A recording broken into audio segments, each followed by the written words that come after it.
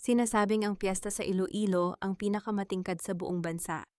Ngunit sa likod ng nagniningning na mga kristal at bango ng mga mamahaling putahe, may isang lihim na mas mapait pa sa gamot na kailanman ay hindi naging lunas.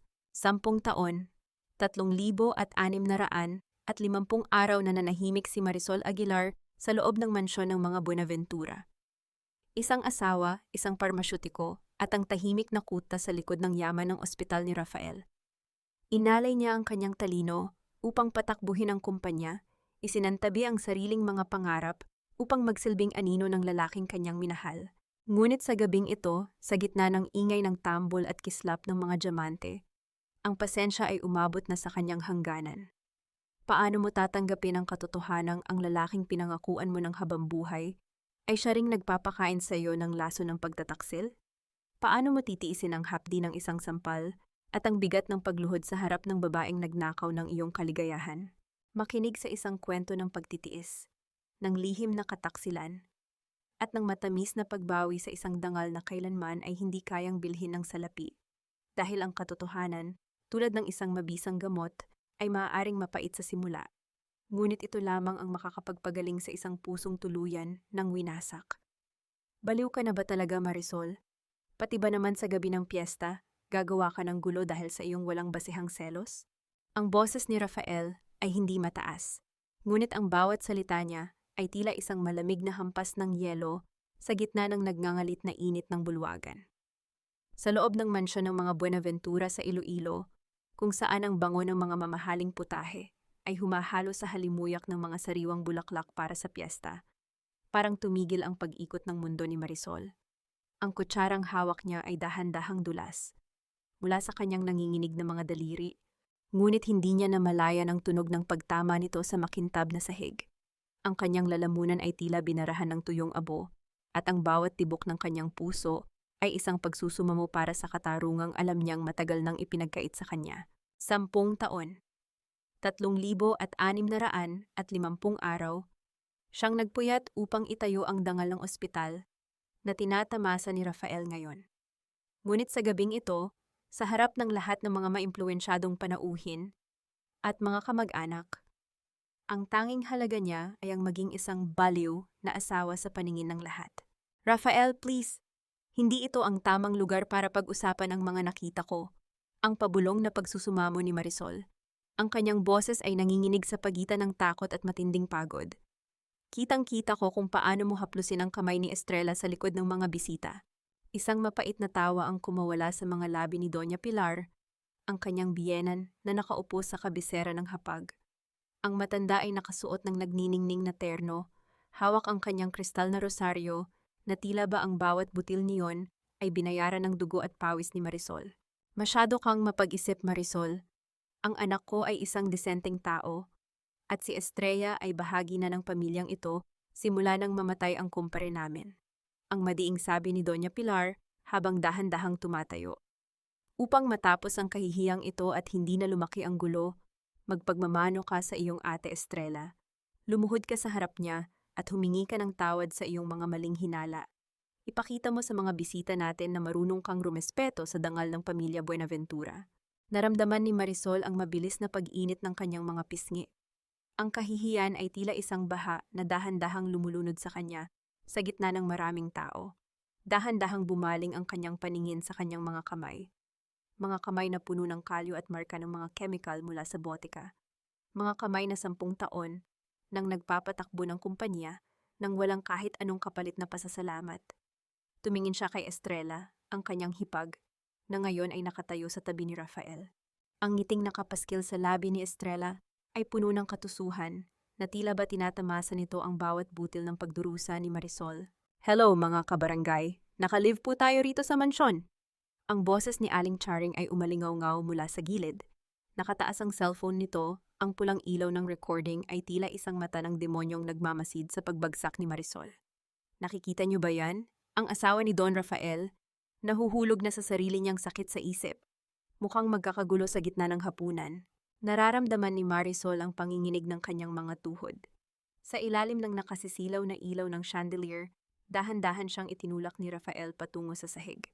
Sa harap ng libu-libong nanonood sa livestream, At sa harap ng lahat ng mga investors ng ospital, itinukod ni Marisol ang kanyang mga tuhod sa malamig na marmol.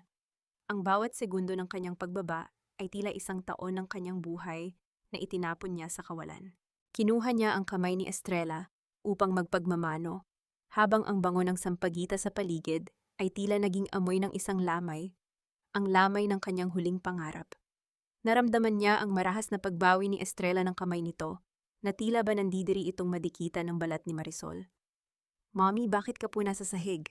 Ang inosenteng tinig ni Luna, ang kanyang anak, ay bumasag sa katahimikan ng bulwagan. Nakatayo ang bata sa pintuan, yakap-yakap ang kanyang paboritong manika, ang kanyang mga mata ay puno ng takot at kalituhan. Mabilis na lumapit si Rafael sa bata, ngunit hindi upang aluin ito, kundi upang ilayo sa paningin ni Marisol. "Huwag kang lalapit sa mommy mo, Luna. May sakit siya sa isip," ang malamig na sabi ni Rafael. Ang boses ay malinaw na umabot sa pandinig ng lahat. "Pabigat lang ang mommy mo sa atin. Halika na kay Tita Estrella mo, siya ang mag-aalaga sa iyo ngayong gabi." Narinig ni Marisol ang tunog ng pagtakbo ni Luna palayo habang umiiyak, at kasunod nito ay ang muling pagtawa ng mga bisita sa paligid. Ang kanyang lalamunan ay tuluyan ng sumikip, pinipigilan ang bawat nanginginig na hininga. Sa gitna ng dumi ng sahig at ng pait ng kataksilan, naramdaman ni Marisol ang isang malamig na determinasyon na unti-unting nabubuo sa kanyang puso. Ang piyesta ay nagsisimula pa lamang, at sisiguraduhin ni Marisol na ang bawat patak ng luhang inubos niya ngayong gabi ay magkakaroon ng katapat na presyong hinding-hindi nila kayang bayaran. Isang malaking karangalan ng maging isang Buenaventura, Marisol. Huwag mong kakalimutan na kinuha ka namin nung wala kang kahit na ano, binihisan at binigyan ng pangalan na hinding-hindi mo maaabot sa sarili mong pagsisikap. Ang boses ni Doña Pilar ay kasing lamig ng hangin sa loob ng library, dala ang amoy ng lumang papel at ng nanunuot na bango ng kanyang tsaa. Nakaupo ang matanda sa kanyang antigong silya, marahang hinihimas ang mga butil ng kanyang rosaryo habang ang kanyang mga mata ay nananatiling nakapako sa namumutlang mukha ni Marisol. Sa loob ng silid na ito, kung saan ang bawat sulok ay saksi sa yaman ng pamilya, naramdaman ni Marisol na tila ba unti-unti siyang kinakain ng mga anino ng kanyang sariling pagsasakripisyo. Nanatiling nakatayo si Marisol, ang kanyang mga kamay ay mahigpit na nakakapit sa gilid ng kanyang bestida. "Mama, parmasyutiko po ako. May sarili akong karera bago ako pumasok sa pamilyang ito. Hindi niyo po ako pinulot sa kalsada." Isang mapait na tawa ang kumawala sa mga labi ni Pilar. "Karera? Ang pagtitimbang ng gamot sa isang maliit na botika sa kanto? Marisol Hija, let's be realistic. Kung hindi dahil sa impluensya ni Rafael, hindi ka makakapasok sa management ng Ospital Buenaventura. Ang bawat butil ng bigas na kinakain mo at ng anak mo ay utang niyo sa amin. Huwag mong gagamitin ang selos mo para sirain ang pamilyang bumuhay sa iyo." Naramdaman ni Marisol ang pagsikip ng kanyang dibdib. Ito ang gaslighting na 10 taon nang idinidilig sa kanyang pagkatao. Ang paniniwalang wala siyang halaga kung wala ang apelidong Buenaventura. Ngunit sa ilalim ng kanyang takot, naroon ang isang bahagi ng kanyang isipan na nananatiling matalas, tulad ng talim ng kanyang koygiatwok na tinitigan niya bago siya pumasok sa silid. "Rafael is not a saint, Mama," ang mahinahong sagot ni Marisol, bagaman ang kanyang puso ay pumipintig ng mabilis. "Alam ko kung saan napupunta ang pondo ng charity ward. Nakita ko ang mga transfer notices." Biglang bumukas ang pinto ng library. Pumasok si Rafael. Dala ang amoy ng alak at ng mamahaling pabango ni Estrella, na tila ba sadyang ibinabalandra sa kanyang harapan. Lumapit siya kay Marisol, at sa isang mabilis na pagkilos, hinawakan niya ang braso ng asawa ng may matinding puwersa. "Checking the records again, Marisol? I told you, leave the accounting to the professionals." Ang malamig na sabi ni Rafael sa wikang Taglish. "Hindi ka ba napapagod? Ang galing mo talagang mag-imbento ng kwento para lang pagtakpan ang pagiging irresponsableng ina mo kanina. You let Luna see you like that, crying and kneeling. You're traumatizing our daughter." "Ako pa, Rafael? Ako pa ang naging masama?" Ang hindi makapaniwalang tanong ni Marisol, ang kanyang mga mata ay nagsisimula ng mangilid ang luha. Dinala siya ni Rafael sa isang sulok ng silid. Malayo sa pandinig ni Doña Pilar, ngunit sapat na upang maramdaman ni Marisol ang banta sa bawat hininga nito. Hinigpitan ni Rafael ang hawak sa kanyang balikat, isang haplos na walang bakas ng pag-ibig, kundi ng pag-aari. Listen to me carefully, Marisol. Ang pabulong na banta ni Rafael. Ang kanyang boses ay naglalabas ng isang nakakapangilabot na lamig. Manahimik ka tungkol sa mga pondo. Manahimik ka tungkol kay Estrella. Kung gusto mong makasama pa si Luna, matuto kang sumunod. Isang salita ko lang sa judge. Lilitaw na ikaw ay unstable at irresponsable. I will take her away from you at sisiguraduhin kong sa kalsada ka na muli pupulutin. Naramdaman ni Marisol ang paglamig ng kanyang mga kamay. Ang bawat salita ni Rafael ay parang isang lason na dahan-dahang pumapatay sa kanyang huling pag-asa. Tiningnan niya ang kanyang asawa, ang lalaking minsang nangako ng langit, ngunit ngayon ay ang siyang nagpapakain sa kanya ng impyerno. Sa sandaling iyon, ang imahe ni Luna na umiiyak ang tanging nanatili sa kanyang isipan. Ang pag-ibig na akala niya ay kuta ay isa palang bilangguan na ang rehas ay gawa sa huwad na antin. Ngunit habang papalabas si Rafael sa silid, dahan-dahang hinaplos ni Marisol ang maliit na lamat sa kanyang singsing. Sa kailaliman ng kanyang puso, ang parmasyutiko sa loob niya ay nagsimulang kumilos, hindi upang gumawa ng lunas, kundi upang ihanda ang pinakamatamis na ganti na kailanman ay hindi nila inaasahan. Ang bawat tableta na hinahawakan ko ay hindi na lunas para sa mga may sakit, kundi isang lason na dahan-dahang pumapatay sa natitirang tiwala ko sa lalaking pinangakuan ko ng habambuhay. Sa gitna ng gabi, habang ang mansyon ay balot na ng katahimikan ng mga taong walang inaalaga ang konsensya, dahan-dahang pumasok si Marisol sa loob ng stockroom ng botika ng Ospital Buenaventura. Ang amoy ng rubbing alcohol at ng malamig na bakal ng mga istante ay tila mga bisig na yumayakap sa kanyang pagal na katawan. Sa bawat pag-ikot ng kanyang mga mata sa mga kahon ng gamot, nararamdaman ni Marisol ang matinding hapdi sa kanyang dibdib. Isang hapdi na mas matindi pa sa sampal na tinanggap niya kanina sa harap ng maraming tao. Inilabas niya ang kanyang flashlight at binuksan ang isang kahon ng mga antibiotics na nakalaan para sa charity ward. Ang kanyang mga daliri, na bihasa sa pagkilala ng bawat detalye ng medisina, ay nanginginig habang sinusuri ang batch code ng mga gamot. Nanigas ang kanyang buong katawan nang makita ang katotohanan. Ang mga gamot na ito ay substandard, mga peking gamot na pinalalabas na branded upang makuha ang pondo ng gobyerno at ng mga donor, habang ang sobrang pera ay dumadaloy patungo sa mga lihim na account ni na Rafael at Estrella. Ginamit mo ang lisensya ko, Rafael. Ginamit mo ang talino ko para pagtakpan ang mga dumi mo, ang pabulong na panunumbat ni Marisol sa kawalan. Ang bawat butil ng pawis sa kanyang noo ay tila naging mga patak ng luha na hindi niya kayang ilabas sa harap ng asawa. Naalala niya kung paano siyang pilit na pinag-resign ni Rafael sa kumpanya ng tatay niya para lamang tulungan ang pamilya Buenaventura. Ngayon, napagtanto niya na hindi siya kinuha bilang katuwang, kundi bilang isang panangga sa oras na bumagsak ang kanilang maruming negosyo. Dahan-dahan niyang inilabas ang kanyang lumang ledger mula sa bag. Doon niya itinatala ang bawat discrepancy, bawat pirma ni Rafael, na ginaya ang kanyang lagda upang mag-release ng mga peking reseta. Ang malamig na porselana nito ay nagpapaalala sa kanya na ang tunay na parmasyutiko ay hindi kailanman papayag na ang lunas ay maging sanhi ng kamatayan. Isang mahinang tunog ng pagpihit ng doorknob ang nagpatigil sa paghinga ni Marisol. Ang tunog ng mga yabag ng sapatos sa makinis na sahig ay papalapit ng papalapit. Mabilis niyang pinatay ang flashlight at nagtago sa likod ng isang malaking cabinet. Nararamdaman niya ang mabilis na tibok ng kanyang puso. Tila ba ito ay sasabog sa loob ng kanyang dibdib. "Sarah, are you still here? I told you, you need to rest." Ang boses ni Lourdes Salazar,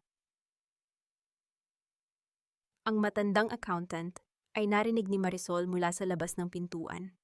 May isang uri ng pag-aalala sa tono ni Lourdes, ngunit mayroon ding isang hinala na hindi maipaliwanag. Dahan-dahang lumabas si Marisol mula sa pagtatago, pilit na pinapakalma ang kanyang mukha. "Checking the inventory lang, Lourdes. Alam mo namang ayaw ni Doña Pilar ng magulo," ang mahinahong sagot ni Marisol, bagaman ang kanyang mga kamay sa loob ng bulsa ay mahigpit na nakakuyom. "You should be careful, Marisol.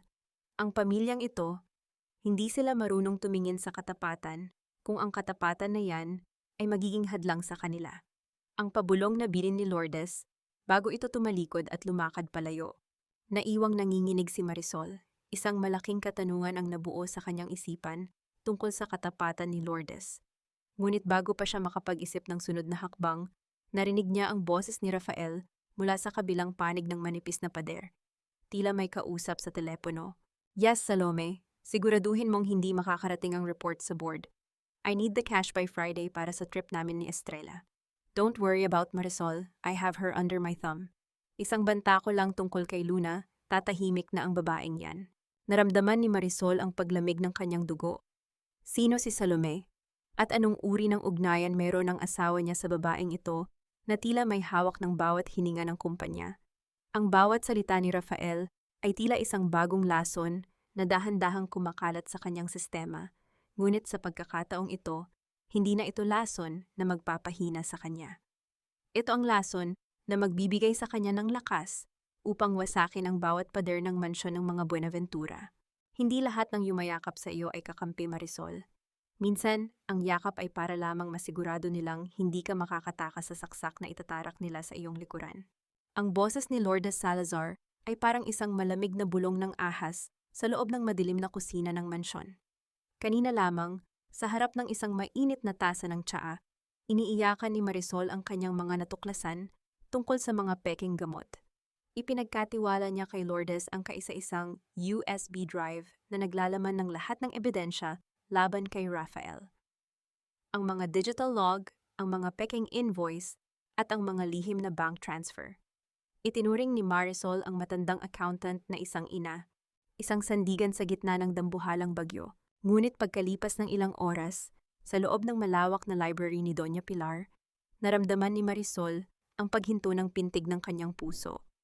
Nakatayo si Lourdes sa tabi ng biyenan ni Marisol, nakayuko at nanginginig, habang iniabot ang kulay pilak na USB kay Rafael. Salamat, Lourdes, alam kong hindi mo ako bibiguin. Ang malamig na sabi ni Rafael, habang dahan-dahang pinapaikot ang USB sa kanyang mga daliri. Tumingin siya kay Marisol nang may mapanuring ngiti, isang ngiting puno ng tagumpay at kawalan ng awa. You're too predictable, Marisol. Akala mo ba talaga ay hahayaan kitang sirain ang pangalan ng mga Buenaventura gamit ang mga basurang ito? Lourdes, bakit? Ang nanginginig na tanong ni Marisol, ang kanyang lalamunan ay tila binarahan ng tuyong abo. Itinuring kitang pamilya. Ipinagtanggol kita noong balak kanilang sibakin dahil sa pagkakamali mo sa audit noong isang taon. Humagulgol si Lourdes at napasandal sa pader. Sorry, Marisol. Patawarin mo ako. Hawak ni Doña Pilar ang record ng utang ng anak ko sa kasino. Pababagsakin nila ang pamilya ko, Marisol. Ipakukulong nila ang kaisa-isa kong anak. Wala akong magagawa kundi iligtas ang sarili kong dugo. Isang malakas na sampal ang dumapo sa pisngi ni Marisol mula kay Doña Pilar. Ang tunog niyon ay umalingaw-ngaw sa bawat sulok ng library, mas masakit pa sa anumang sugat na kayang idulot ng bakal. Ang bawat butil ng rosaryo sa kamay ng matanda ay tila tumatawa sa kanyang kahihiyan. Gagamitin mo ang kaibigan mo para gumawa ng peking ebidensya laban sa anak ko? Napakawalang hiya mong babae. Ang hiyaw ni Pilar, ang kanyang boses ay puno ng katusuhan na sadyang inilalakas upang marinig ng mga katulong sa labas. Inakusahan mo si Rafael ng pagbebenta ng peking gamot? Ikaw ang parmasyutiko. Ikaw ang may hawak ng inventory. Kung may mamatay man sa ospital dahil sa maling gamot, ikaw ang unang mambubulok sa kulungan. Naramdaman ni Marisol ang pag-ikot ng paligid. Ang bawat sakripisyo niya sa loob ng 10 taon ay binaliktad laban sa kanya sa loob lamang ng isang saglit. Ibigay mo sa akin ang mga susi ng mansyon, Marisol. At ang lisensya mo, kukunin ko rin, ang asik ni Rafael habang hinahablot ang bag ng asawa. Starting today, hindi ka na bahagi ng pamilyang ito. At huwag mo nang susubukang lumapit kay Luna. Isang immoral at unstable na ina ang lilitaw sa bawat record na hawak ko. Pinalabas na ni Aling Charing sa livestream niya na ikaw ang nagnanakaw sa ospital para sa lalaki mo. No, Rafael, huwag ang anak ko, please! Ang pagsusumamo ni Marisol habang dahan-dahan siyang kinakaladkad ng 2 security guard patungo sa labas. Naririnig niya sa itaas ang iyak ni Luna na tumatawag sa kanyang pangalan, ngunit ang bawat hiyaw ng bata ay tila isang punyal na dahan-dahang ibinabaon sa kanyang likuran.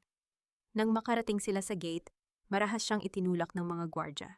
Bumagsak si Marisol sa madilim at basang semento ng kalsada, habang ang ulan ay nagsimulang pumatak ng malakas, tila ba nakikiramay sa kanyang ganap na pagkawasak. Nakita ni Marisol ang pulang ilaw ng cellphone ni Aling Charing sa di kalayuan. Ang live stream na maghahatid ng kanyang huling kahihiyan sa buong bayan. Ayan na mga suki, ang magnanakaw na manugang pinalayas na, karma is real, mga kabarangay. Naiwang mag-isa si Marisol sa gitna ng ulanan. Nakaluhod sa putikan habang yakap ang kanyang koi giatwak. Ang bawat patak ng ulan ay tila humahalo sa kanyang mga luha. Ang kaisa-isang pamilyang mayroon siya ay tuluyan ng naging kanyang kabaong. Ngunit sa gitna ng kanyang pighati, naramdaman niya ang isang matigas na bagay sa loob ng kuigatok. Isang maliit na susi na matagal nang itinago ng kanyang ama. Isang susi na hindi nakuha ni Lourdes. At isang lihim na ngayon pa lamang magsisimulang magbigay ng liwanag sa madilim na gabing ito. Ang putik sa aking mukha ay hindi dumi, kundi ang marka ng aking muling pagsilang mula sa mga anino ng inyong kataksilan. Ito ang tanging bulong ni Marisol habang dahan-dahan niyang itinutulak ang kanyang katawan mula sa madulas at malamig na putikan sa gilid ng kalsada. Ang ulan sa Iloilo ay hindi tumitigil, tila ba nakikipagkumpetensya sa tindi ng kanyang paghikbi. Sa di kalayuan, naririnig niya ang tawanan mula sa loob ng mansyon ng mga Buenaventura. Ang mansyong binuo niya sa pamamagitan ng kanyang talino, ngunit ngayon ay naging kuta ng kanyang mga kaaway. Ayan na, nakita niyo ba mga kabarangay? Ang parmasyutikong akala mo ay santo, ngayon ay namumulot na ng sariling dumi sa kalsada. Ang boses ni Aling Charing ay tila isang matalim na pako na itinatarak sa pandinig ni Marisol. Nakita niya ang sinag mula sa cellphone na ng matanda, ang pulang ilaw na nagsasabing ang kanyang pagkadurog ay kasalukuyang pinapanood ng buong bayan. Naramdaman ni Marisol ang matinding panliliit, na tila ba ang bawat butil ng ulan ay naging mga matang mapanghusga. Dahan-dahang tumayo si Marisol.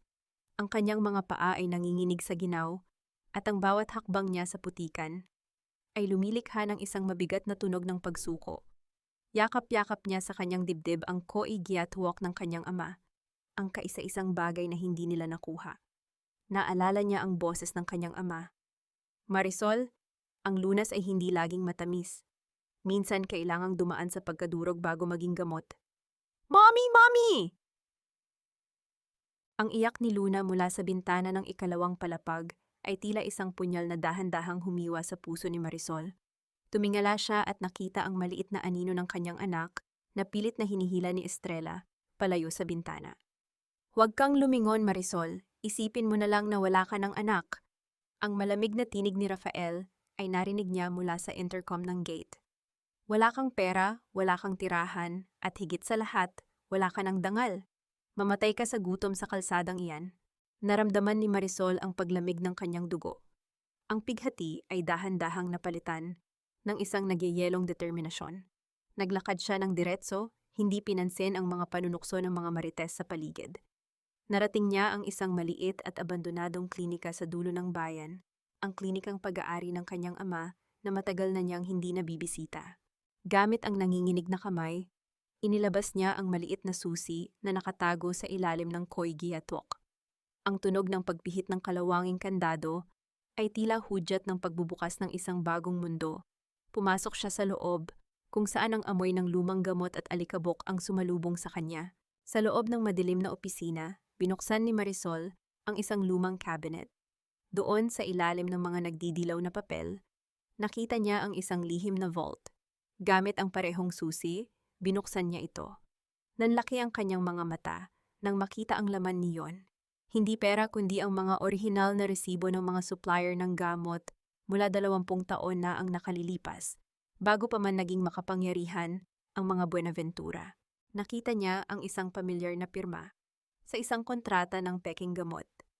Pirma ni Doña Pilar.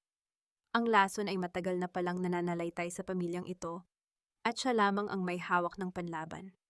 Akala niyo ay itinapon niyo ako sa putikan para mabulok. Ang pait na sambit ni Marisol habang hinahawakan ang mga dokumento.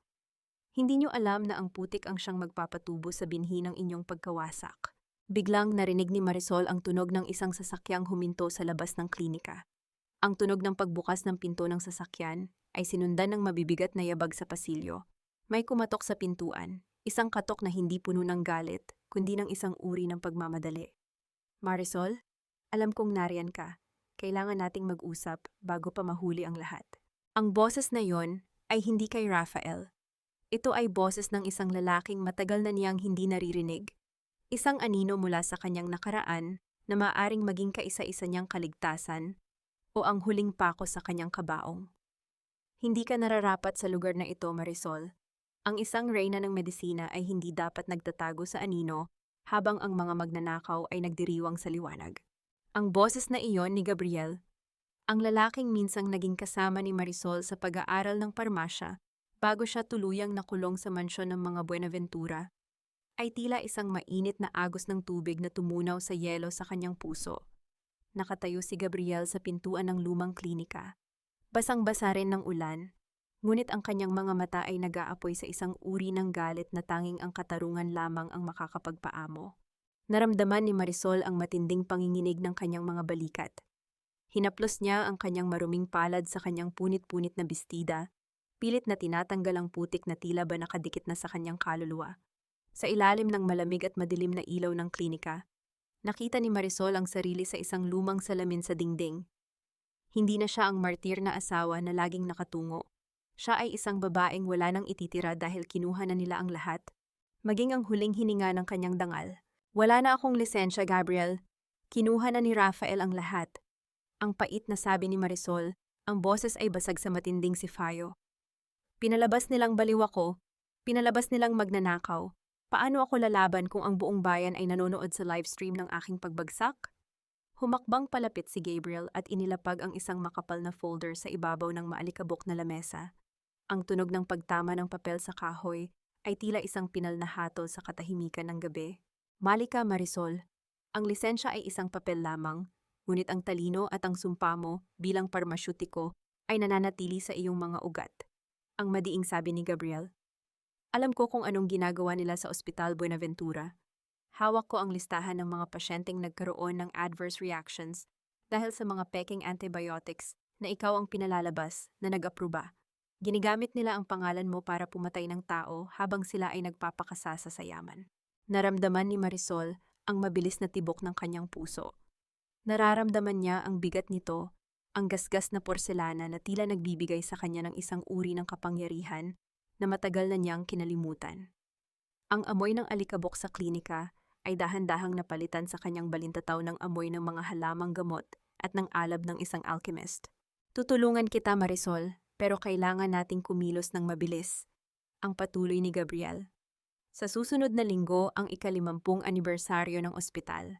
Magkakaroon ng malaking pagdiriwang. Doon natin sila haharapin. Hindi bilang biktima, kundi bilang ang siyang maglalantad sa lason sa loob ng pamilyang iyan. Isang linggong nagtago si Marisol sa loob ng lumang klinika. Sa bawat araw na lumilipas, ang kanyang mga kamay na dati ay puro gawaing bahay lamang ang alam, ay muling natutong humawak ng mga test tube at reagents. Sa tulong ni Gabriel, palihim silang kumuha ng mga sample ng gamot mula sa warehouse ng ospital. Ang bawat gabing hindi siya natulog ay inialay niya para sa pag-aaral ng bawat kemikal, bawat peking selyo at bawat bakas ng kataksilan ni Rafael. Ngunit sa gitna ng kanyang muling pagbangon, isang gabi ay nakatanggap si Marisol ng isang video message mula sa isang hindi kilalang numero. Nang buksan niya ito, naramdaman niya ang paghinto ng kanyang mundo. Sa video, nakikita si Luna na nakaupo sa tabi ni Estrella. Ang bata ay namumutla at tila nahihirapang huminga, habang si Estrella ay nakangiti ng may katusuhan at may hawak na isang bote ng gamot. Isang bote na alam ni Marisol na naglalaman ng substandard na syrup na kinuha nila sa botika. Ang galing mo talagang magtago, Marisol. Ang boses ni Rafael ay narinig sa background ng video. Pero huwag mong kakalimutan na hawak ko ang buhay ng kaisa-isa mong kayamanan. Isang maling galaw mo lang, at sisiguraduhin kong ang anak mo ang unang makakatikim ng gamot na sinasabi mong peke. Nanigas ang buong katawan ni Marisol. Ang alab sa kanyang puso ay biglang nahaluan ng matinding takot. Ang laban na ito ay hindi na lamang para sa kanyang dangal. Ito ay isang karera laban sa oras para sa buhay ng kanyang anak. Ang tunog ng ulan sa labas ay tila naging isang mabilis na orasan na nagbibilang ng nalalabing sandali. Habang nakatingin si Marisol sa bote ng gamot sa kamay ni Estrella sa screen, naramdaman niya ang isang matalim na hapdi sa kanyang dibdib. May huling lihim pa pala ang pamilya Buenaventura, at sa pagkakataong ito, ang lason ay malapit na sa puso ng kanyang kaisa-isang hiyas. Huwag mong lalaruin ang buhay ng anak ko, Rafael, dahil ang lunas na alam mo ay siyang kamatayan na aking isisingil sa iyo hanggang sa huling patak ng iyong kasakiman.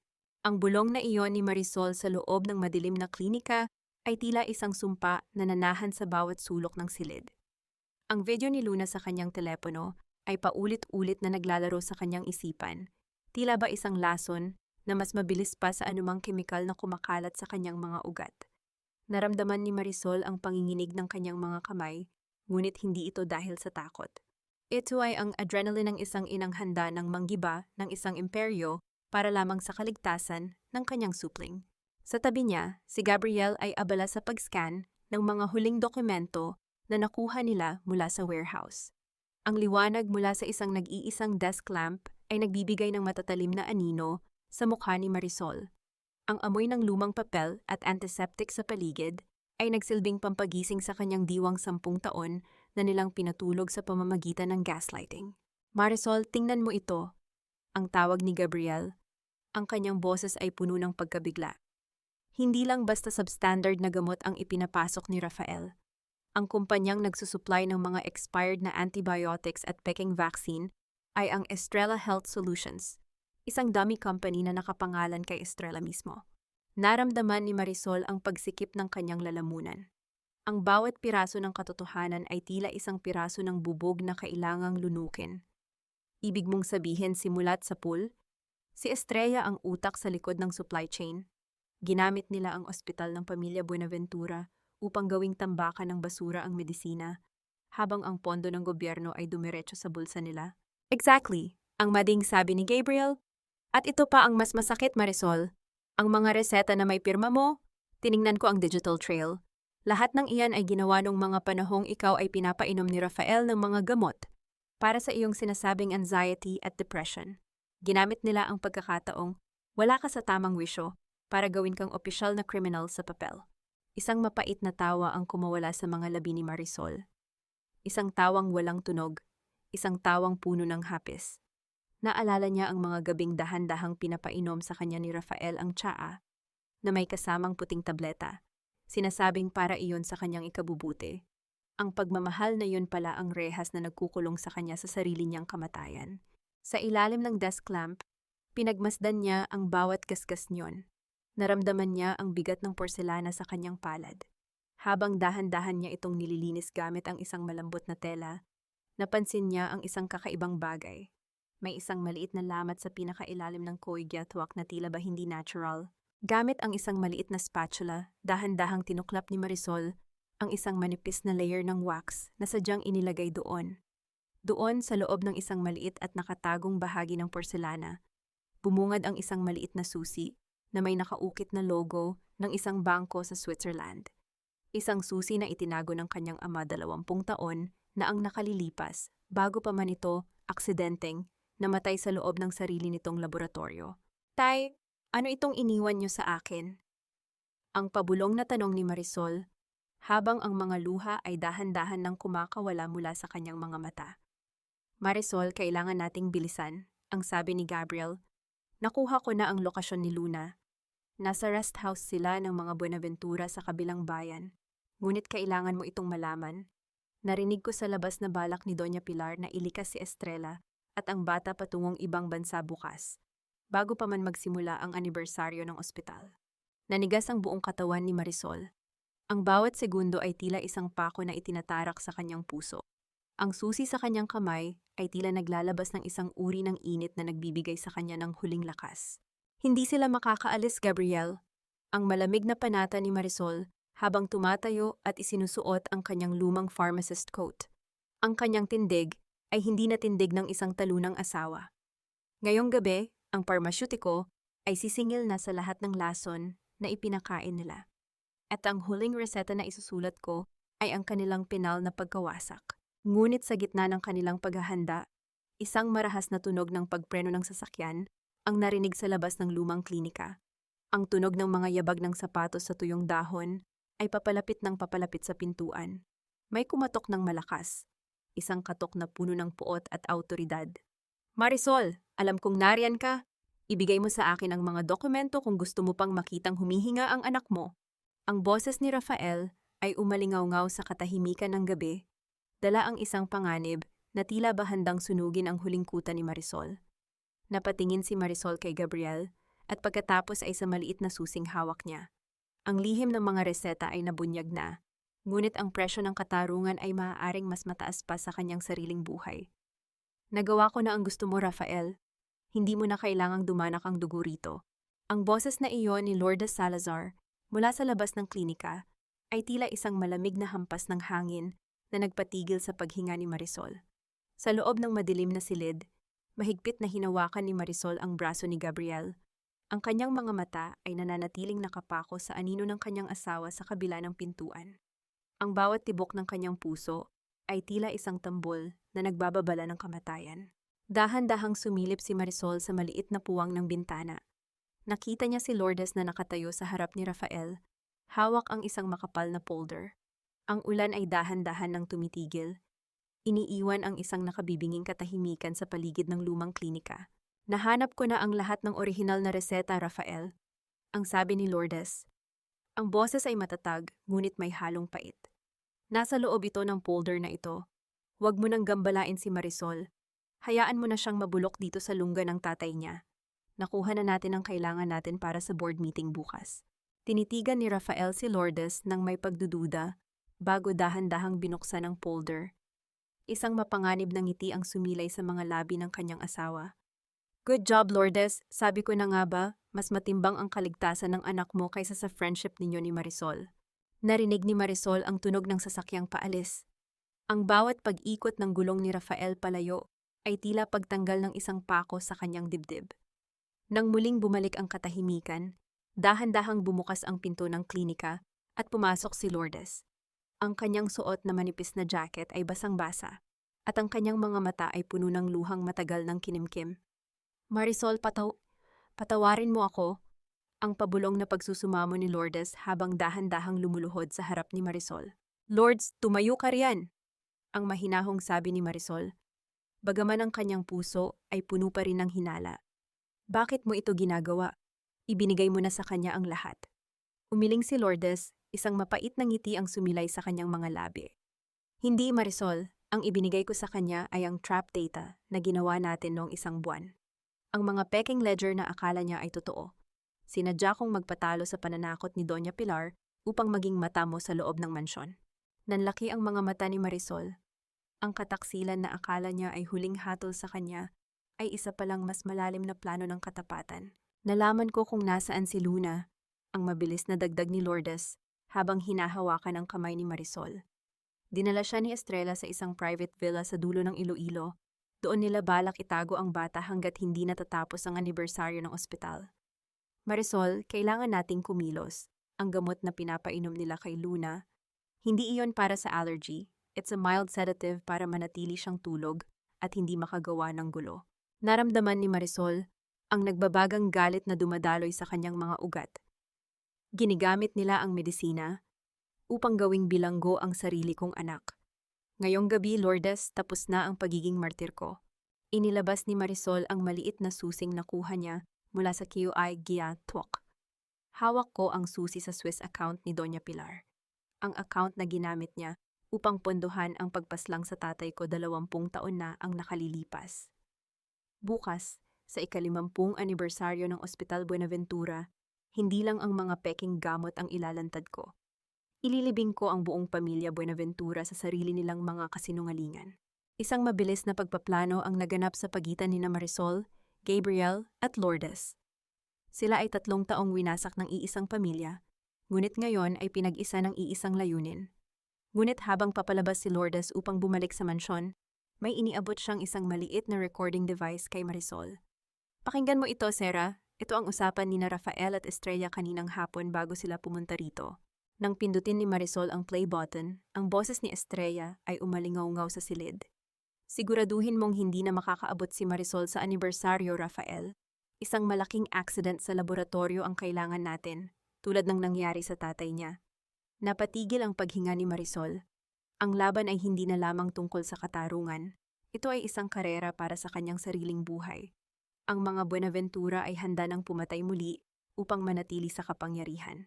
Ang gabi ay tila naging mas madilim, at ang amoy ng paparating na bagyo ay naging amoy ng isang nakabibinging panganib. Bukas, sa harap ng altar ng kanilang tagumpay, sisiguraduhin ni Marisol na ang bawat lason ay magkakaroon ng katapat na lunas. Isang lunas na sisingil sa bawat patak ng dugo ng kanyang pamilya. Ang bawat palamuti sa labas ng Ospital Buenaventura ay tila mga makukulay na tabil na nagtatago sa bulok na pundasyon ng isang pamilyang ang puhunan ay pawang mga kasinungalingan. Sa gitna ng grandiosong pagdiriwang para sa ika-50 anibersaryo ng ospital, nakatayo si Rafael Buenaventura sa entablado, suot ang kanyang pinakamahal na terno at isang ngiting tila walang bahid ng kasalanan. Ang mga nagniningning na chandelier ay tumatama sa mga kristal na baso ng alak, lumilikha ng isang ilusyon ng tagumpay at yaman. Sa tabi niya ay nakatayo si Estrella, nakasuot ng isang makinang na puting gown, na tila ba siya na ang bagong reyna ng mansyong iyon. Good evening, everyone. This hospital has always been a symbol of hope and charity. Ang deklara ni Rafael sa harap ng mga mamamahayag at mga kilalang tao sa Iloilo. Ang kanyang boses ay puno ng mapanlinlang na kalinga. Kaya naman ngayong gabi, malungkot ko ring ibinabalita na ang aking asawang si Marisol ay kasalukuyang sumasailalim sa isang masusing psychiatric treatment. It is a tragedy for the family, but Estrella here has been my rock. She stepped up to handle the charity funds when my wife was no longer in her right mind.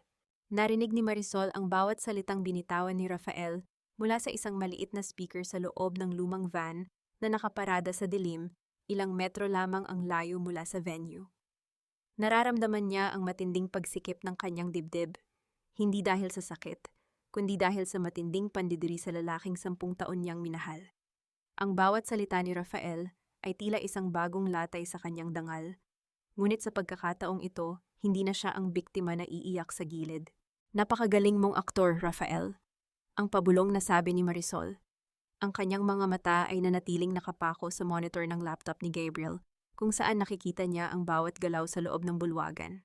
Nakasuot na si Marisol ng kanyang pharmacist coat, isang malinis at matigas na puting tela na tila naging kanyang baluti. Hawak niya ang koi giyatwak ng kanyang ama. Ang malamig na porselana ay nagpapaalala sa kanya na ang katotohanan ay ang tanging gamot na magpapabagsak sa pamilyang Buenaventura. Sa entablado, tumayo si Doña Pilar. Hawak ang kanyang kristal na rosaryo na tila ba ito ay isang tropeyo. Gaya ng sinabi ng aking anak, ang pamilya Buenaventura ay hinding-hindi tatalikod sa tungkulin. Marisol may have betrayed our trust by tampering with the records out of jealousy, but the hospital will continue to serve. We are currently finalizing the annulment, and Estrella will soon take her rightful place as the head of our pharmaceutical board. Isang mabilis na notification ang pumasok sa cellphone ni Rafael habang siya ay nagpapakuha ng larawan kasama ang mga opisyal ng gobyerno. Dahan-dahan niyang binuksan ang mensahe at ang kanyang mukha ay biglang nawalan ng kulay. Ang kanyang nanginginig na mga daliri ay halos mabitawan ang baso ng wine. Ang legal notice na nakasulat sa screen ay may opisyal na selyo ng korte. Urgent sequestration order, Buenaventura Hospital accounts are now frozen pending a full forensic audit. Sa ilalim nito ay ang pangalang hindi niya inaasahang makitang muli, Marisol Aguilar Buenaventura, lead auditor and complainant. Rafael, what's wrong? Ang pabulong na tanong ni Estrella nang mapansin ang pagbabago ng aura ng lalaki. Hindi nakasagot si Rafael. Ang bawat yabag ng mga tao sa paligid ay tila naging tunog ng isang orasan na nagbibilang ng nalalabing sandali ng kanyang kalayaan. Ang maskara ng mga Buenaventura ay nagsisimula ng mabitak at sa likod ng entablado, narinig ang marahang pagpihit ng doorknob ng main entrance. Ang mga ilaw sa loob ng bulwagan ay biglang namatay na sinundan ng isang nakabibinging katahimikan. Sa gitna ng dilim, isang nag-iisang spotlight ang tumama sa pintuan, kung saan nakatayo ang isang figurang hindi kailanman nila inakalang magpapakita pa ng may ganitong uri ng tatag. Nakatayo doon si Marisol. Ang bango ng sampagita ay tila dinala ng hangin sa loob ng silid, ngunit ang kanyang mga mata ay naglalabas ng isang nagyayalong katarungan. Ang bawat bisita ay napatigil, ang bawat kamera ay lumingon, at sa kailaliman ng gabi, Ang pinal na paghuhukom ay handa ng sumabog sa harap ng buong mundo. Ang bawat pader ng ospital na ito ay tila naging piping saksi sa iyong katusuhan, Rafael. Ngunit ngayong gabi, ako ang magsisilbing tinig ng mga pasyenteng pinagkaitan ninyo ng lunas para lamang sa inyong luho. Ang boses ni Marisol ay umalingaw sa buong bulwagan, malinaw at matatag, tila isang kampanang nagigising sa mga taong matagal nang pinatulog ng kasinungalingan. Sa ilalim ng nakasisilaw na liwanag ng spotlight, ang kanyang puting pharmacist coat ay nagmistulang isang baluti ng katarungan. Ang mga bulong-bulungan ng mga panauhin ay biglang napalitan ng isang nakabibinging katahimikan nang makita nilang hindi isang baliw ang nakatayo sa harap nila, kundi isang babaeng may taglay na awtoridad na kailanman ay hindi nila nakita kay Rafael. Marisol Hija, please, stop this. You're making a scene. Bumalik ka na sa sasakyan, we will talk about this at home. Ang pagsusumamo ni Rafael habang dahan-dahang lumalapit, ang kanyang mukha ay isang larawan ng peking pag-aalala. Hinawakan niya ang siko ni Marisol, isang haplos na tila ba sinusubukan siyang kontrolin muli. Guests, I'm so sorry, my wife is just having another episode. Guard, please assist my wife. Bitawan mo ako, Rafael, ang malamig na utos ni Marisol. Inalis niya ang kamay ng asawa ng may pandidiri. Ang episode na sinasabi mo ay ang paggising ko mula sa 10 taon mong panloloko. At ang home na babalikan natin? Foreclosed na iyan kaninang 8:00 ng gabi dahil sa bilyon-bilyong utang na iniwan mo sa ilalim ng pangalan ko. Isang mabilis na pagpindot sa remote control ang ginawa ni Marisol. Ang dambuhalang screen sa likod ng entablado na dapat sana ay magpapakita ng kasaysayan ng ospital ay biglang nagpalit ng imahe. Bumungad ang mga hanay ng bank statements at mga ulat mula sa Department of Health.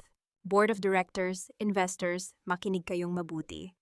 Ang deklara ni Marisol habang itinuturo ang screen.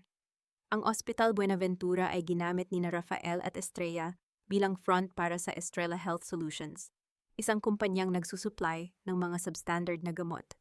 Ang mga antibiotics na ibinibigay natin sa mga mahihirap, 30% lang ang active ingredient. Ang mga vaccine, expired na at pinalitan lang ang label. Narito ang original na laboratory analysis na ako mismo ang gumawa. Sinungaling ka! Ang hiyaw ni Estrella mula sa gilid. Ang kanyang mukha ay nanginginig sa puot. Gawa-gawa mo lang ang mga dokumentong yan dahil sa selos. Inggit ka lang dahil ako ang pinagkakatiwalaan ni Rafael sa kumpanya. Inggit, Estrella, ang panunuya ni Marisol. Bakit ako maiinggit sa isang babaeng ginamit lang ni Rafael upang maging tagapirma ng mga ilegal na kontrata? Board members, tignan nyo ang huling transfer sa screen. Higit 500 milyong piso mula sa charity fund ang dinalo patungo sa isang Swiss account. At alam nyo ba kung kanino ang account na iyon?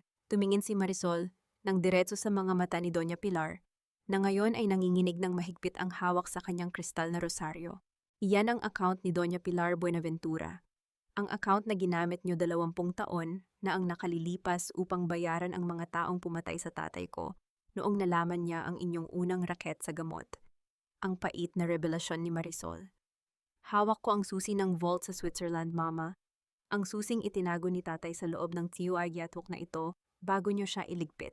Parang huminto ang paghinga ng lahat sa loob ng bulwagan. Si Doña Pilar ay dahan-dahang napaupo sa kanyang silya. Ang kanyang rosaryo ay nalaglag sa sahig at nagkalat ang mga butil nito nang walang tunog sa makapal na alpombra. Si Rafael naman ay tuluyan ng nawalan ng kulay. Ang kanyang bawat paghinga ay naging kapos at mabigat. You're a monster, Marisol, ang asik ni Rafael, bagaman ang kanyang boses ay wala ng talim. The only monsters here, Rafael, ay ang mga taong ginawang negosyo ang buhay ng mga may sakit. Ang pinal na sabi ni Marisol. Biglang bumukas ang malaking pinto ng bulwagan.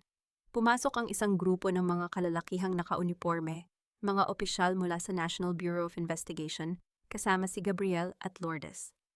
Ang bawat yabag nila sa makinis na sahig ay tila pagpako sa kabaong ng pamilya Buenaventura. Don Rafael Buenaventura, Doña Pilar Buenaventura, at Miss Estrella Salazar. You are under arrest for large-scale estafa, falsification of documents, at murder. Ang boses ng opisyal ay umalingaw-ngaw. Nilulunod ang huling pagtatangka ni Rafael na tumakas. Napanood ni Marisol kung paano pinusasan ang kanyang asawa. Nakita niya ang paghagulgol ni Estrella at ang ganap na pagkawala ng katinuan ni Doña Pilar habang kinaladkad sila palabas. Ngunit sa gitna ng tagumpay, naramdaman ni Marisol ang mabilis na pag-vibrate ng kanyang telepono sa bulsa. Isang tawag mula kay Lourdes na nauna nang pumunta sa villa kung nasaan si Luna. Marisol, si Luna, itinakbo siya ng mga tauhan ni Estrella bago kami makarating. Balak nilang dalhin ang bata sa port. Parang tumigil ang pintig ng puso ni Marisol. Ang lahat ng ebidensya at katarungan sa mundo ay walang halaga kung ang kanyang anak ay nasa panganib pa rin. Mabilis siyang bumaba sa entablado, ang kanyang pharmacist coat ay nagwawagayway sa hangin habang tumatakbo siya patungo sa pintuan. Ang anibersaryo ng ospital ay naging isang madugong labanan at sa pagkakataong ito, ang buhay ng kanyang anak ang huling nakataya. Ang bawat patak ng ulan sa aking bintana ay tila mga luhang nagmamakaawa para sa kaligtasan ng aking anak. Ngunit sa gabing ito, ang takot ay hindi na magiging hadlang sa aking pagpanalo. Mabilis ang bawat paghinga ni Marisol sa loob ng sasakyan ni Gabriel habang binabagtas nila ang madilim na kalsada patungo sa port ng Iloilo. Ang bawat segundo ay tila isang pako na itinatarak sa kanyang dibdib. Nararamdaman niya ang malamig na porselana ng Coygiatok sa kanyang kandungan, ang kaisa-isang armas na nagpapaalala sa kanya na ang talino ay mas matalas kaysa sa anumang dahas. Gabriel, bilisan mo! Alam ko ang iniisip ni Estrella. Gagamitin nila ang huling cargo ship ng mga Buenaventura para ilabas si Luna sa bansa. Ang boses ni Marisol ay nanginginig, hindi dahil sa panghihina, kundi dahil sa nag-aapoy na determinasyon ng isang inang handang pumatay para sa kanyang supling. Nang makarating sila sa port, ang amoy ng diesel at alat ng dagat ang sumalubong sa kanila. Ang nakasisilaw na mga ilaw ng barko ay tila mga naglalakihang mata na nangungutya sa kanyang pagdating. Sa dulo ng pier, nakita ni Marisol ang isang itim na van at ang mga tauhan ni Rafael na nagmamadaling magkarga ng mga gamit. Doon, sa bisig ng isang lalaki, nakita niya ang maliit na katawan ni Luna, walang malay at nakasandal ang ulo sa balikat ng kumuha sa kanya. Bitawan niyo ang anak ko! Ang sigaw ni Marisol ay umaling-aungaw sa gitna ng ugong ng mga makina ng barko. Mabilis na humarap ang mga lalaki at mula sa anino ng van, lumabas si Estrella. Gusot na ang kanyang puting gown at ang kanyang mukha ay puno ng desperasyon na tila ba ang bawat kasalanan niya ay dahan-dahan ng sumasakal sa kanya. Huwag kang lalapit, Marisol. Isang hakbang mo pa at sisiguraduhin kong hindi na magigising ang batang ito. Ang hiyaw ni Estrella habang may itinataas na hiringgilya na may lamang malinaw na likido. Gaya ng tatay mo, isang mabilis na accident lang ang kailangan para matapos na ang lahat ng ito. Naramdaman ni Marisol ang paghinto ng pintig ng kanyang puso, ngunit nanatiling matalas ang kanyang isipan bilang isang parmasyutiko. Tinitigan niya ang bote ng likidong hawak ni Estrella. Estrella, makinig ka sa akin. Ang likidong hawak mo, hindi iyan ang gamot na akala mo. Ang malamig at mahinahong sabi ni Marisol. Iyan ay concentrated potassium chloride mula sa warehouse. Kapag itinurok mo yan kay Luna, hihinto ang puso niya sa loob ng 5 segundo. Pero bago mangyari iyon, mamamatay ka rin sa konsensya dahil wala ka nang gagamitin para makipagnegosasyon sa mga pulis na nakapaligid na sa port na ito. Nagsisinungaling ka, panakot mo lang yan. Ang boses ni Estrella ay nanginginig sa takot. I am a pharmacist, Estrella. I know exactly how that chemical reacts. Ang madiing sabi ni Marisol habang dahan-dahang humahakbang palapit. Look at Luna, namumutla na siya dahil sa sedative na ibinigay niyo kanina. Isang maling dosage na lang at magiging mamamatay tao ka na rin gaya ni Doña Pilar. Gusto mo bang mabulok sa kulungan kasama nila? O gusto mong mabuhay at aminin ang lahat para gumaan ang parusa mo? Isang nakakabinging katahimikan ang bumalot sa pier. Tanging ang tunog ng mga alon na humahampas sa bakal ng barko ang maririnig. Nakita ni Marisol ang pag-aalinlangan sa mga mata ni Estrella. Ang hiringgilya sa kamay nito ay dahan-dahang bumaba. Sa sandaling iyon, mabilis na sumugod si Gabriel at ang mga pulis mula sa likuran ng mga container. Ang tunog ng pagpihit ng mga braso at ang malamig na tunog ng bakal na posas na pumulupot sa mga pulso ni Estrella ay tila isang pinal na hatol. Mabilis na sinalo ni Marisol si Luna mula sa mga tauhan. Mommy, amoy sampagita ka po, ang pabulong at antok na sabi ni Luna ng bahagyang magkamalay. Umiyak si Marisol, hindi dahil sa sakit, kundi dahil sa ganap na kalayaan. Hinigpitan niya ang yakap sa anak habang pinapanood kung paano isinasakay si Estrella sa sasakyan ng pulis. Ang anibersaryo ng Ospital Buenaventura ay nagtapos hindi sa palakpakan, kundi sa tunog ng mga sirena na naghahatid ng katarungan. Pagkalipas ng ilang oras sa loob ng presinto, iniharap kay Marisol ang formal na custody papers. Pinirmahan niya ito nang walang pag-aalinlangan. Wala na ang pangalang Buenaventura sa kanyang mga dokumento. Siya na muli si Marisol Aguilar. Marisol, tapos na ang lahat. Ang malumanay na sabi ni Gabriel habang iniaabot ang isang basong tubig. Rafael and Pilar are facing life imprisonment. Estrella agreed to testify in exchange for a lower sentence. The hospital is under sequestration. Tumingin si Marisol sa malayo, sa pagsikat ng araw sa ibabaw ng dagat ng Iloilo. Hindi pa tapos ang lahat, Gabriel. Ngayon pa lamang magsisimula ang tunay na lunas. Ang bawat pasyenteng niloko nila, ang bawat pamilyang sinira nila, sila ang uunahin ko. Naramdaman ni Marisol ang paggaan ng kanyang dibdib. Ang presyo ng kanyang kalayaan ay 10 taon ng pagtitiis. Ngunit ang kapalit niyon ay ang pagkakaroon ng lakas upang hindi na muling yuyuko sa sinuman. Ang halimuyak ng sampagita sa kanyang paligid ay hindi na amoy ng lamay, kundi amoy ng isang bagong umaga na punong-puno ng pag-asa. 1 taon ang mabilis na lumipas. Tila isang mahabang tag-ulan na natapos sa pagsikat ng isang masiglang araw. Sa veranda ng isang maliit ngunit malinis na puting gusali sa gitna ng Iloilo, ang Aguilar Community Pharmacy, nakatayo si Marisol habang pinagmamasdan ang dahan-dahang pagpula ng kalangitan.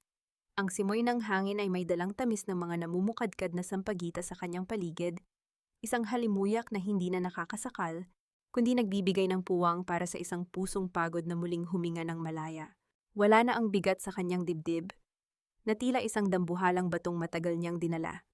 Napagtanto ni Marisol na ang tunay na kapatawaran ay hindi pala para sa mga taong nanakit sa kanya, kundi para sa kanyang sarili. Pinatawad na niya ang kanyang sarili sa 10 taon na hinayaan niyang maging anino siya ng pamilya Buenaventura. Ang mga sulat na dumarating mula sa pitan, ang mga pagmamakaawa ni Rafael, at ang mga panunumbat ni Doña Pilar, ay nananatiling hindi nakabukas sa loob ng isang kahon. Hindi siya naghihiganti ng may galit. Pinili na lamang niyang ibaon ang kanilang pangalan sa limot dahil ang kawalan ng pakialam ang pinakamataas na uri ng hustisya. Nahanap na ba niya ang kapayapaan? Ang sagot ay nakikita sa bawat kislap ng kanyang mga mata tuwing tinitingnan niya ang mga pasyenteng lumalapit sa kanyang botika. Ang Ospital Buenaventura ay nasa ilalim na ng bagong pamamahala. At ang pondo para sa mga mahihirap ay hindi na nananakaw. Si Lourdes ay muling naging tapat na katuwang niya sa accounting at si Gabriel ay nananatiling nasa tabi niya. Hindi bilang isang bagong pag-ibig na minadali, kundi bilang isang matatag na pundasyon ng pagkakaibigan na dahan-dahang naghihilom. Dahan-dahang lumapit si Luna sa kanyang tabi. May hawak na isang basong tubig at isang maliit na bulaklak. Masigla na ang bata. Ang bawat tawa nito ay tila musikang nagpapatahimik sa lahat ng mga pasakit ng nakaraan. Hinawakan ni Marisol ang maliit na kamay ng anak, naramdaman ang init na tila ba nagsasabing sapat na ang katarungang nakamit para sa kanilang dalawa. "Mommy, ready na po ang dinner," sabi ni Tito Gabriel. "Masarap daw po ang luto mo," ang masayang sabi ni Luna. Ngumiti si Marisol, isang ngiting totoo na nagmumula sa kailaliman ng kanyang kaluluwa. Kinuha niya ang kiwaigya tuwak ng kanyang ama mula sa istante at dahan-dahan itong nilinisan. Sa mga kababaihang nakikinig sa kanyang kwento, isa lamang ang nais iwan ni Marisol bilang aral. Ang pag-ibig ay hindi dapat maging isang lason na dahan-dahang uubos sa iyong dangal. Ang pamilya ay hindi dapat maging dahilan upang talikuran mo ang iyong sariling liwanag. Ang tunay na lunas sa bawat kataksilan ay hindi ang pagpapakita ng dahas, kundi ang lakas ng iyong loob na tumayo sa sarili mong mga paa at patunayan na ang katotohanan ay laging mananaig. Habang ang huling sinag ng araw ay dahan-dahang naglalaho, naramdaman ni Marisol ang ganap na laya. Ang pangalang Buenaventura ay isa na lamang malayong alaala, at ang pamilya Aguilar ay ngayon pa lamang nagsisimulang isulat ang kanilang tunay na kasaysayan sa ilalim ng bandila ng katarungan at pag-asa. Ang halimuyak ng sampagita ay mananatili hindi lamang sa kanyang hardin, kundi sa bawat hakbang ng kanyang bagong simula.